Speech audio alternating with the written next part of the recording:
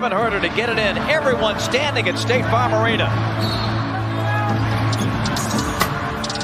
Herter looks, plays it into Trey. 2 seconds, one. Trey's floater. Good! With .1, and the Hawks are going to win this game. I was going to rip his heart out. I'm the best ever. I'm the most brutal and vicious and most ruthless champion there's ever been. There's no one can stop me. Lynx is a conqueror. No, I'm Alexander. He's no Alexander. I'm the best ever. There's never been anybody as ruthless. I'm Sonny Liston. I'm Jack Dempsey. There's no one like me. I'm from their claw. There's no one that can match me. My style is impetuous. My defense is impregnable. And I'm just ferocious. I want your heart. I want to eat his children. Praise be to Allah. You are now listening to the Hawksbeat Podcast with your host, Eda.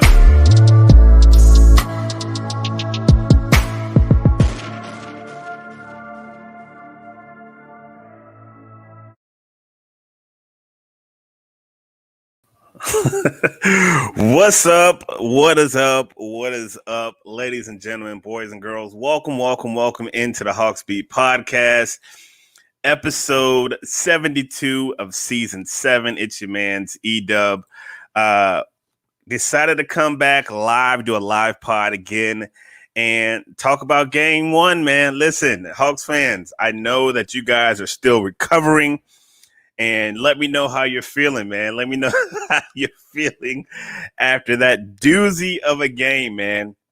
Hawks get it done, 128-124. We're going to talk about all of those, the good, the bad, and the ugly, the bells and the whistles, and all of that jazz in today's pod, man. So welcome into the podcast. If you're new to the pod, what up, man? We just talk basketball here, and we just gonna have a little fun with it. But Hawks get a huge win against a very good Philadelphia team. This is a very good Philadelphia team, as you saw in the second half. Again, don't take any comfort in these leads that the Hawks get, because leads are made to be dissipated. And that is exactly what the Hawks did. And you got to credit Philadelphia. You got to credit Doc Rivers and going to that press in the second half. Wow. And I know what the Hawks are going to be working on tomorrow. How to break the press. And look, we already got somebody chiming in from YouTube. Crossfire says, phew, yeah, I understand. Let it out. It's all right. But yeah, man, we're just going to go through the typical bells and whistles of a normal podcast that we normally do. If you're new to the pod, basically what we do is we kind of recap the game a little bit. We talk takeaways. We talk good, bad, and the ugly. I give you a Fab 5, in which I give you my 5 Hawks who I think played the best. And I give you the player of the game. I get some feedback from my Twitter, and I give you guys, who I think what the player of the game was. But if you're listening right now, if you're watching right now, who is your player of the game? Shoot me your player of the game for today, and we'll see who gets the player of the game for the Atlanta Hawks. Certainly a lot of people deserving of that award. Again, before we get started, man, a big part of what we do is on the social media front. Make sure you're following us on Twitter at Hawksbeat. Follow us on Twitter, subscribe to the podcast, and we greatly appreciate it. I'll tell you this, full disclosure, I hated that the Knicks didn't prolong this their series, man, because those podcasts that I did against the Knicks, highest rated podcast ever. Like, I don't know if Knicks fans were just mad because, I have a typical, I got a crew of Hawks folks that, support and everything. But those podcasts that I did when the Hawks were playing the Knicks, my highest ratings ever as far as listens and metrics. So I got to take a moment and salute those Knicks fans, man. They really came through. Hopefully the Philly fans will come through as well. And of course, I can't forget my loyal Hawks fans that hold me down. Been holding me down for 7 seasons.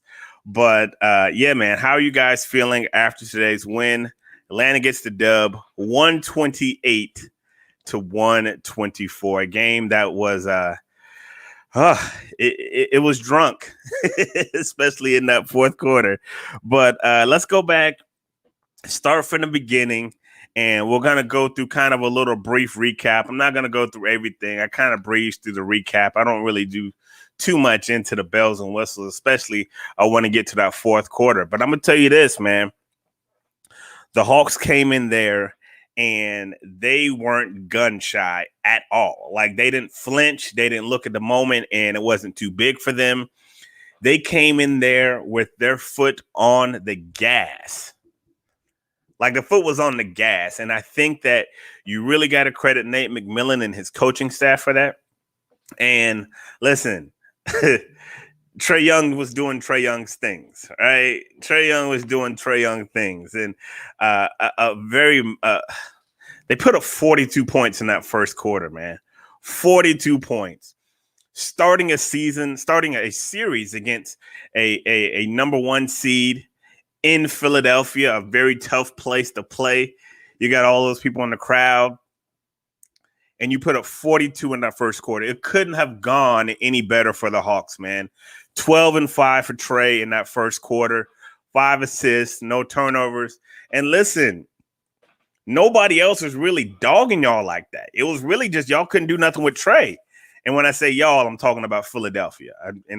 Not saying that I'm a Hawks guy that says we. I don't really do that. But yeah, the Sixers couldn't really do anything with Trae. Like, that first quarter, it was like, okay. And I'm gonna tell you what. I tell you where I got to kind of bang Doc on this a little bit. And I'm sure he's gonna make adjustments, because series are about making adjustments. He started Danny Green on Trae Young. Like, listen, I mean, I'm not going to crap on Danny Green this whole podcast.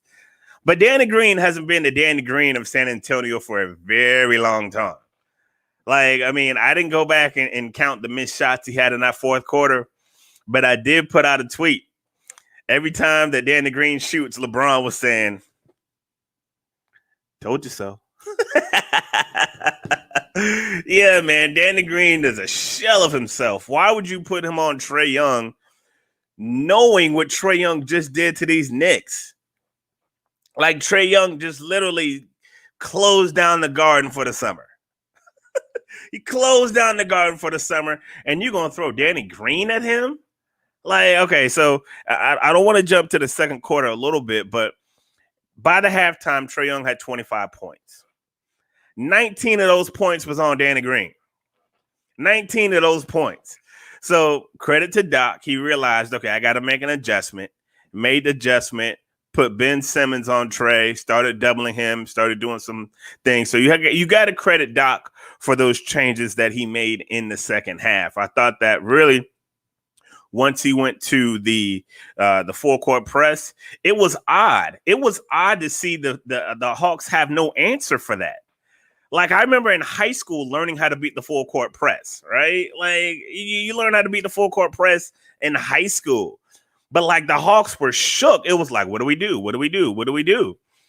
And they clawed themselves back into that game. But going back to the first quarter, man, they put up 42 to 27 in that first quarter. The Hawks really had to feel good about themselves.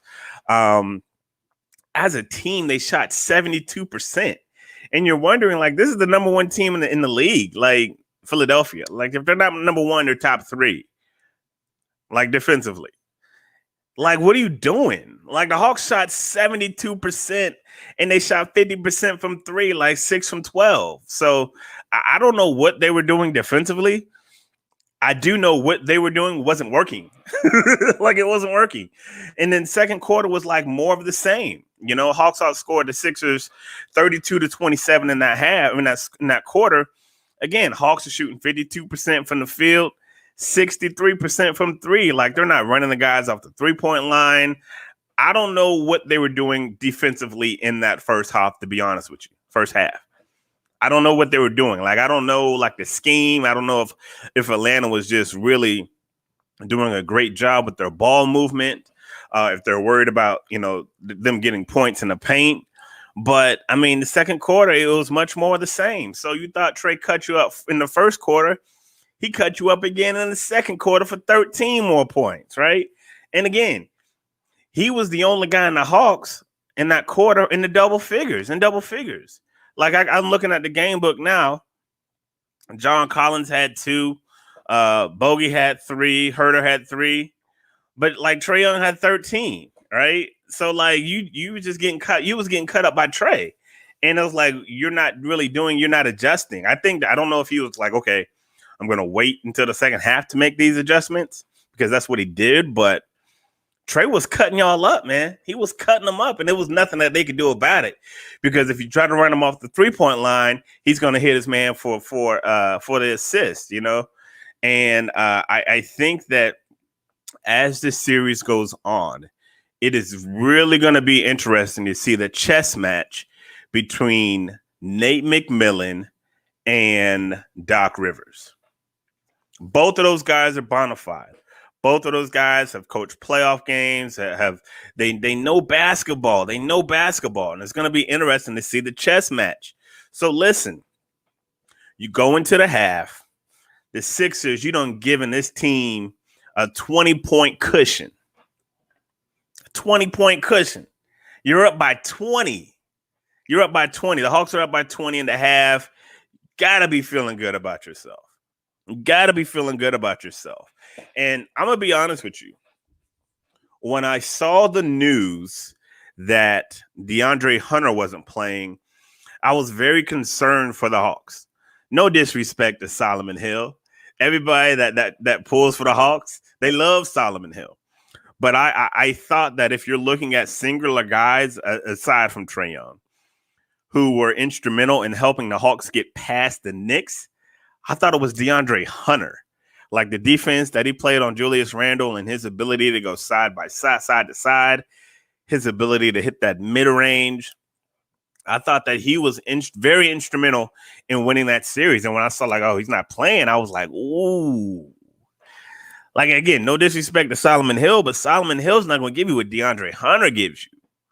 Like, DeAndre Hunter is huge. And you wonder, like, going forward, is that knee going to be a problem? I don't know. I don't have the answer. I wish I did, but I don't. So, I mean, if you're a Hawks fan, that's one thing you're going to have to monitor. You know, Solomon Hill is a good guy. Solomon Hill is like that guy at work. Whatever you need him to do, he'll do it. Like, oh, you need somebody to work on Saturday? We'll call Solomon. You need somebody to work that extra shift? You need somebody to go clean out the back? We'll call Solomon. And Solomon will do that with with a smile on his face, right? So again, this is not me bashing Solomon. It's just like, look, understanding the skill set, right? It's 2 different skill sets, but that's one thing to be worried about. But back to the game, Hawks go up by 20 coming out the second half, and I said to myself, Philly's about to make a run. Like, Philly's about to do something. They are too good of a team to just get run off the court in this first quarter, right? Too good of a team. So the third quarter happens. He makes the adjustment. You got Ben Simmons, who could arguably be the defensive player of the year, going up on Trae. And I thought that Trae really had a tough time kind of adjusting to that. But not only do you have Big Simmons on there, you're starting to trap more. They're starting to, run that double team. And I didn't think that they handled it as well as when the Knicks tried it, right?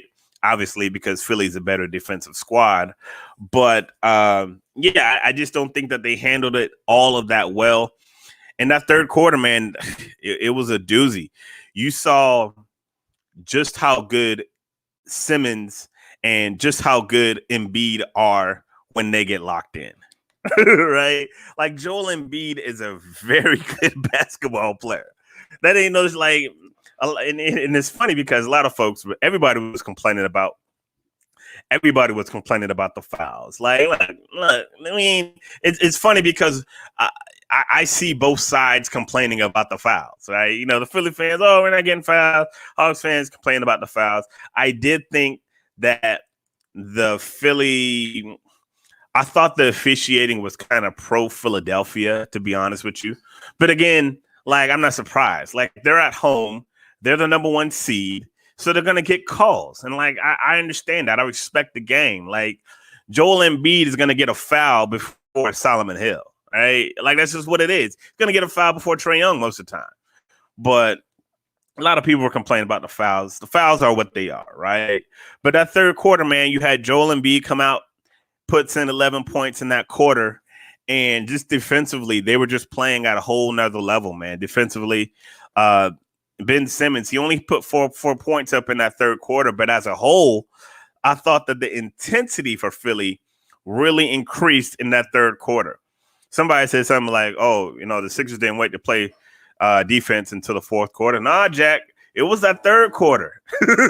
It was that third quarter. They started playing that defense and started stifling the Hawks. So the third quarter was the first quarter that the Sixers won. They won the quarter 29-25, which is only really 4 points, but they went into that fourth quarter with some energy, right? They went into that fourth quarter with some like confidence. Okay, we kind of know what we're doing now with this trap thing. We're going to adjust a little bit, and we know how to put some pressure on it. And the Hawks didn't really respond too well. They didn't respond too well.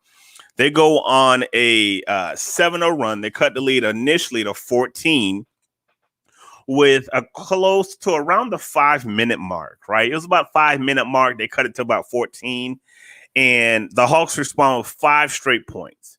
An and one from John Collins and a baseline dunk from Gallinari. Now, if you follow me on Twitter, you heard the story that I said about Gallinari and the baseline dunk that he did. Pause just a quick moment and let me tell you a story. So my son is in the 6th grade. And my son is very fast at running. And he's always said, I can beat you in running, Dad. I can beat you in running. Yo, I was fast when I was a kid, too. Key point, when I was a kid. He's like, Dad, we going to race. I'm like, all right, we going to race. Put it off. One day we was outside the bike park. I'm like, all right, E, we going to race, right? I'm thinking to myself, ain't nobody beat me in a foot race since I was in the 5th grade. We start running. And when I tell you this little joker was running, I think I marked off maybe 40 yards, and I wanted to shift into that second gear, but I simply could not do it. I simply could not do it. Like Father Time was like, nope, we're not finna do that today. And when I finished, I was seeing stars. I tell that story because I think that when Gallinari went baseline and he dunked the ball, I'm almost certain that's how he felt. I'm almost certain that's how he felt. I'm sure he was seeing stars. I'm sure he was like dizzy. But like Gallo goes baseline, dunks the ball. The timeline on Twitter just went nuts with him, dunking the ball. It was just a very hilarious moment, man. Very hilarious moment. But yeah, so they get the lead, kick back up to I think it was like 19 or so. And then Philly they consistently put that press on them again. There was nothing that they could do with them. Trey comes back in the game in the fourth quarter with about 8 minutes left, and they were up 17. Right? He comes back in the game, 8 minutes left, up 17. And I'll give another credit to Nate McMillan for this. In the second half, once they started trapping Trey, doing all of these things, he went with Kevin Huerter over Solomon Hill because he realized he needed a ball handler, he needed shooting. And I thought that was a good reaction play. I thought that was a good reaction coaching. And shout out to Nate for that. And I thought Kevin Huerter played really well. I thought he played really well. And to me, he makes the pass of the game when things are starting to slip away. He manages to fake this pass and get it down court to John Collins, who gets the breakaway and the and one. I mean, not the and one, but the clear path foul. Huge game for Kevin Huerter. I thought he played really well tonight. But they go back and forth. You guys saw how the game ended, and it was just it was wild because the Hawks didn't know how to break a press. They had nothing. You could tell they hadn't been prepared for it. They hadn't practiced it. It wasn't something that they could just know how to do, because you always resort back to your training. That's why I tell people all the time, you always resort back to your training. And if you've never been trained, you haven't been practicing how to break the press, they didn't know how to break the press. It was like they would take the ball out, Herder would be standing there, Bogey would stand there, and Trey be standing there. Nobody's setting picks for each other. Nobody's shooting down the thing. Nobody's trying to get to the middle. It's like we inbound it, we get trapped. Then what are we going to do? Nobody had an answer for the press. So Hawks got lucky. Like, they got lucky with that one. They got lucky with that one because that could have gone really bad, really quick. Really bad, really quick, man. But nevertheless, despite getting outscored 41-29, Hawks get the victory. They get outscored in that second half, 70-54, but they still managed to gut out a 128-124 win. Big buckets from Kevin Herder, big buckets from Bogdanovich. You probably hit the shot of the game when he hit that three when the Hawks were down by 4 and they were just bleeding. They were just like nothing was working offensively. Nothing was working offensively. Bogey hits a big shot, and I told folks in the last series, Trey's going to do his thing, but Bogey's going to be the guy that breaks your back. Bogey's going to be the guy that breaks your back because unless you have been following the Hawks, you have not witnessed what this guy has been doing these last 2 months of the season going into the playoffs. Every time that man shoots, I think it's going in. Every time he shoots, I think it's going in. Bogey is the guy that's going to break your back. Trey's going to get his 30 and 9. He's going to do what he does. Clint's going to do what he does, but Bogey's going to be the guy that breaks your back because even in the next series, he is the guy making those huge, big shots. Today, he had a little help with Kevin Herder. Kevin Herder hit some big shots as well. So, again, good win for the Hawks, 128-124.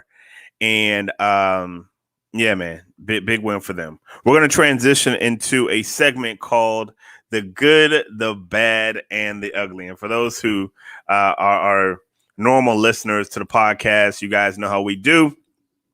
It's just we kind of break down the game. I give you the good, the bad, and the ugly. Sometimes I don't have a good. Sometimes I may not have an ugly. But either way, we're going to go good, bad, and ugly. So tonight, I do have one for all three. And we're going to do this from a Hawks standpoint. So it's going to be kind of a Hawks standpoint because this is the Hawks podcast. So the good, bad, and the ugly. And if you're in the chat, man, go ahead and give me any good, bad, and the ugly for today. And we'll interact with you. The good for me is this for the Hawks. It was that first quarter, man. It was that first quarter. Like, that could be borderline great. Like, I could rename this segment Great, Bad, and the Ugly. But that first quarter, when you put up 42 points and they only put up 27, that was the difference in the game. That was what gave you the cushion that when y'all was trying to throw the game away, that allowed you to make all those mistakes in that first quarter. So for me, if you're looking at it from a Hawks standpoint, the good, it's definitely that first quarter for the Hawks. Let me go to my guy, DT, checking in from YouTube. Said Embiid is so good outside of Shaq and Hakeem. You'd be hard-pressed to find another 5 as skilled as Embiid in these last 3-4 decades, possibly ever. He put up a ridiculous line with a knee. Indeed, yes. Indeed on Embiid. Yeah, man, that dude got moves on top of moves. He got moves on top of moves. And like his health is going to be crucial because they play differently when he's not there. But he does so many good things, man. And the Hawks don't have an answer for him. They don't have an answer for him. But nobody in the league has really had an answer for him. But, yeah, Embiid's a dog. Embiid is a dog. He had 39 and 9 today. Light work, right? 39 and 9 light work. And I thought he left some buckets out on the floor.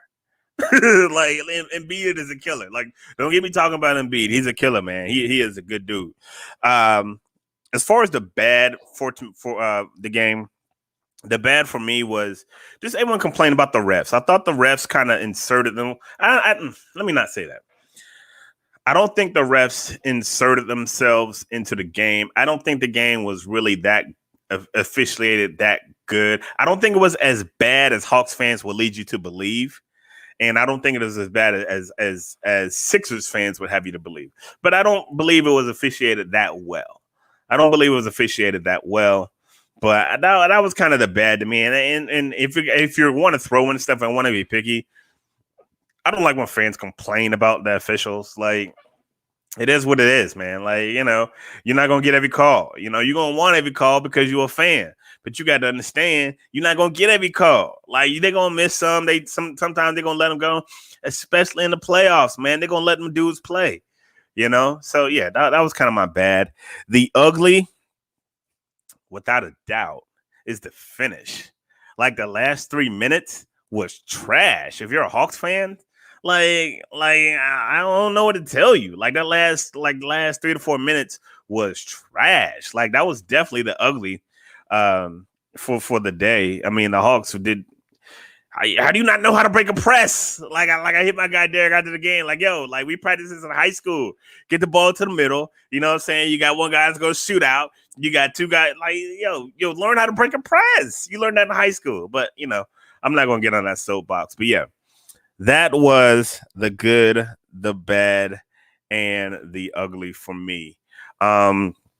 As far as takeaways, again, like, the major takeaway from this game is really, look, you play tailor 2 halves. First half, you play really well. Second half, they made adjustments. You had trouble adjusting to those adjustments.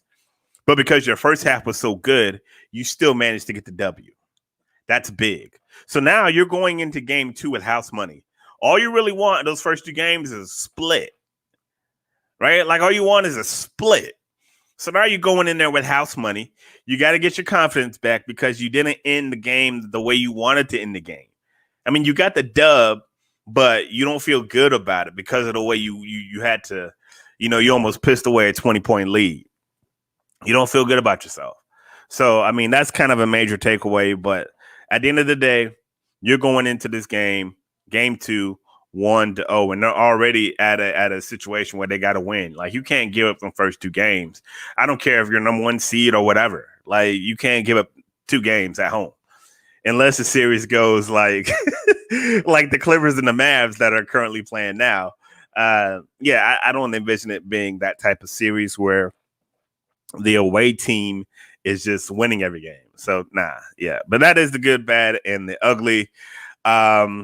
Let's get into the Fab 5. So each game, I always pick 5 players for the Hawks who I believe were the 5 best performers for the Hawks. Sometimes it's the starters, sometimes it's the bench guys, sometimes it's a mix of both. But so I'm gonna go with 4 starters and 1 guy off the bench. I'm gonna go with 4 starters, 1 guy off the bench. And again, no disrespect to Solomon Hill. No disrespect to Solomon Hill. I love Solo. But I got to slide my guy Kevin Huerter in there, man. Kevin Huerter played 28 minutes, 15 points, 6 of 9 shooting. Again, I thought he made the pass of the game where they're struggling to get out of that full court trap. And he makes that pass to John Collins. And John Collins gets, the breakaway and everything. Huge pass for Kevin Huerter. That shot he hit in the corner with like 5 minutes left, a big 3, huge shot. I thought that shot was almost as big as the shot that Bogey made.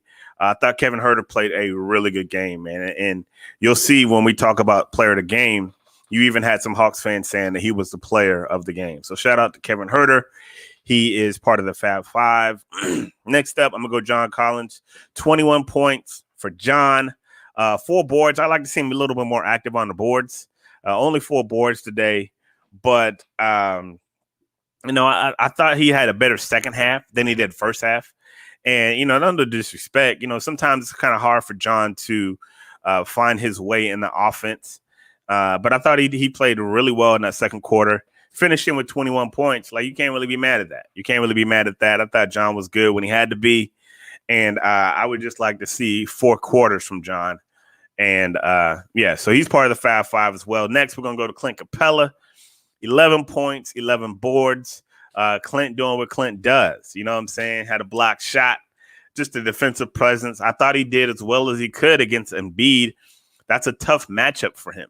That's a tough cover for him because how far are you going to go out? Are you going to let Embiid just shoot the 3 all game? Because he'll kill you there. You're gonna come up and play him at the free throw line. He'll kill you there. You know, you're gonna get him on the block. He's got moves on the block. Very tough cover for Clint Capella all series. But I hope Trey recognizes that and keeps him involved in the offense with these pick and rolls, these pick and pops, hitting them with the alley oops. But yeah, Clint Capella is the third guy in the group, and of course the final 2 guys. The backcourt, Bogdanovic finishing with 21 points. Let me see, 21 points, 5 assists. He was 5 of 12 from 3.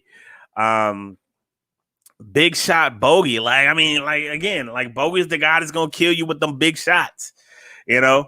And I didn't think he had his best shooting game, but he made that shot when he needed to make it, and that's what you brought him here for.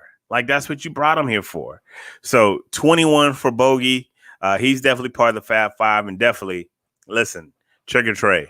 What can you say? 35 points, 10 assists, and 11 to 23 shooting. I don't think he ended the ball. I don't think he ended the quarter well and ended the game well. I don't think nobody ended the game well. But 35 points and 10 assists, you're not going to be nitpicky on that. Trey had a great game, and salute to the Hawks, man. 128 to 124, getting the victory over the Philadelphia 76ers, taking a 1-game lead over those boys from Philly, man. What a game. So let's go to our Twitter and find out who you guys thought was the player of the game. I always like to read you guys your responses. So again, if you're on Twitter, make sure you're following us on Twitter. If you're watching us on Twitter, what's up? Shout out to y'all. If you're watching us on YouTube, what up? If you're watching us on Facebook, what up? And you guys always kill me. You guys always kill me with your responses. You guys know how we do. After each game, win or lose, I asked my Twitter followers, I said, who was your player of the game? And I think last week, one podcast, we actually went with Julius Randle as the Hawks player of the game because I got so many responses for Julius Randle. I bump it. He's the player of the game. I'm sick of y'all. But it's fun. It's fun. So let me read some of their, let's see. On Twitter, my guy Nate Blanchett, he said Bogdan bailed us out. Herder had that killer pass, but Trey also. So yeah, he gave me three. He gave me 3 names. That's how y'all do. I asked y'all for a player of the game. Y'all give me 3 people. It's all to the good though. My homegirl Bria Janelle, she checked in. She said Trey. This is a funny one. To who is this? Atlanta Hawks SN on Twitter. He showed me. I don't know if I can show you the guy's face. Let me see if I can show you the guy's face. He said that guy was the player of the game. So there was one Hawks fan that kept getting all the airplay during the broadcast. Every time the Hawks did something, this dude and his queen, they was like, yeah, Hawks this. His girls waving the flag. It was funny, man. So yeah, he said that guy was his player of the game. Let me see. Let me read a few more. Let me see. Who else? The Dogzilla. He said Ben Simmons at the free throw line. Look, y'all don't want to do right. Here we go. Cole 504-15-722. He said Kevin Herter. Thank you, sir. Bruce Banner 1 says Bogey strictly off of that clutch 3. And let's see. Alib Derek. He said to answer your question, Collins and Herter were both magnificent. And let me see if I can read one more. J.F. Sutton Jr. said Kevin Herter. So look, a lot of folks saying Kevin Herter gets player of the game. I'm going to go with the crew. I'm going to go with the crew, man. I'm going to go. And look, I don't want to sneeze on Trey's 35-10 because without the 35-10, you definitely not going to win that game. Trey don't give you that cushion in the first half. You definitely not going to win that game. But listen, Trey don't got a lot of player of the games, right? Let's be honest. We're going to spread the wealth. We're going to spread the wealth. We're going to spread the love. And we're going to give Kevin Huerter today's player of the game. 6-man, coming off the bench, 15 points, hits a big three when this team had when they were struggling offensively. So Kevin Huerter, you are going to get our Hawksbeat player of the game, man. Salute to you, sir. And yeah, man, good game for you. Good game for the Hawks as a team. But before we get up out of here, just want to give you guys and let you guys know, make sure you do this. Make sure you go by the website, thehawksbeat.com. And I don't have the video commercials that I should run. I should have those when I do my video, but I don't. I'll inject those into the audio podcast. Swing by thehawksbeat.com, and I need you to check out our sponsors. Our 3 sponsors. We got our guy, the Dow Family Fitness. He is the chiropractor of the Hawks Beat. Go by our website. You can see his banner.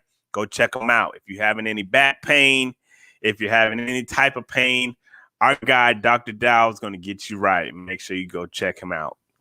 Also, make sure you check out our guy, Tillman, he was the purveyor of Tillman's trinkets and things. So if you're looking for some stuff for Father's Day, you want a nice little wrist, nice little bracelet, little necklace or something, my guy does great work, man. He does great work.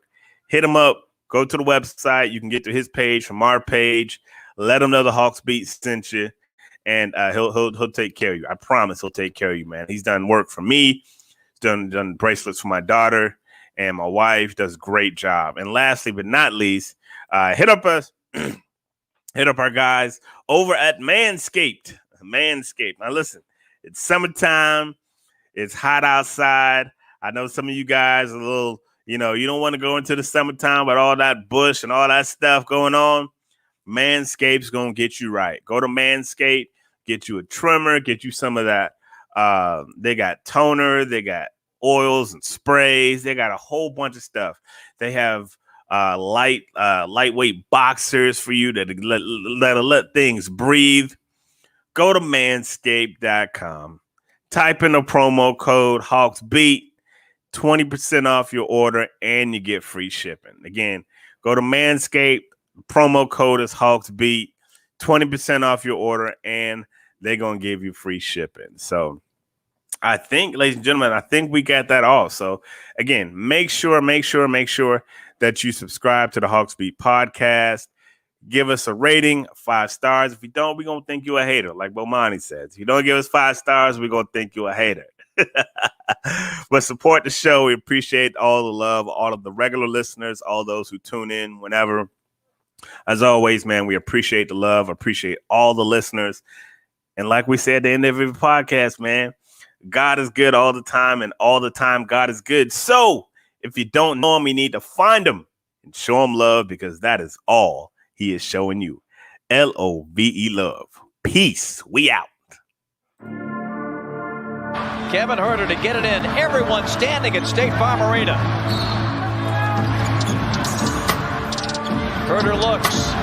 Plays it into Trey. 2 seconds, one. Trey's floater. Good! With .1!